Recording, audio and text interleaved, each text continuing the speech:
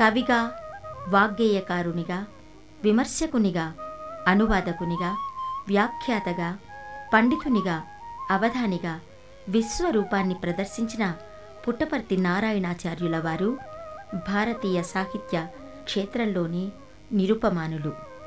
తమ పాండితీ ప్రకర్షకు పునాది తమ పితృపాదులైన శ్రీమద్ తిరుమల పుట్టపర్తి శ్రీనివాసాచార్యుల వారి ప్రతిభేనంటారాయన. మాతృమూర్తి మెండమ్మ, కొండమ్మగా పిలువబడి లక్ష్మీదేవమ్మ ఆశువుగా చెప్పిన పద్యాలు, పాటలు వారిలో సాహిత్యాభిలాషను పెంపొందించాయట.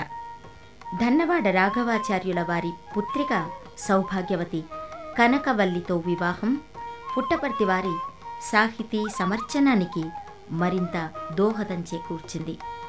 అప్పటి నుంచి పుట్టపర్తి వారికి ఆమె వ్రాయసగత్తె.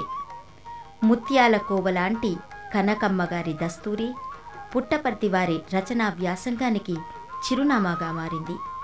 స్వయంగా కవయిత్రి అయిన కనకమ్మగారు తనదైన ద్రాక్షాపాక శైలిలో స్త్రీ మనోభావాలకు దర్పణం పట్టే కవితలు అలవోకగా అల్లేవారు. కాని భర్త పుట్టపర్తి వారి ముందు తన రచనా పాటవాన్ని ప్రదర్శించే సాహసం ఏనాడు చేయలేదు. ఆచార్యుల వారే ఓనాడు తన ధర్మపత్ని కనకమ్మ కవితలను చూసి ప్రచురణకు పంపారట.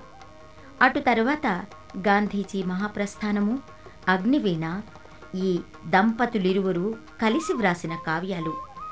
ఉత్తమ కవయిత్రిగా 1975లో ఆంధ్రప్రదేశ్ సాహిత్య అకాడమీ అవార్డును కూడా అందుకున్నారు కనకమ్మగారు.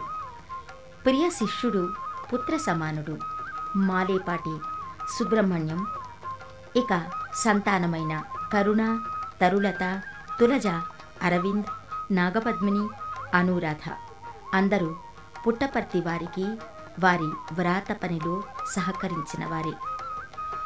పుట్టపర్తి వారి అష్టాక్షరి కీర్తనాగానం సంతానమందరికీ ప్రాణప్రదమైన విషయం. తమ అయ్యగారి సాహిత్యానుశీలనంలో, అమ్మ కనకమ్మగారి శీతల వాత్సల్య సేచనంలో ఇప్పటికీ సేద తీరడమే వారందరికీ ఇష్టం.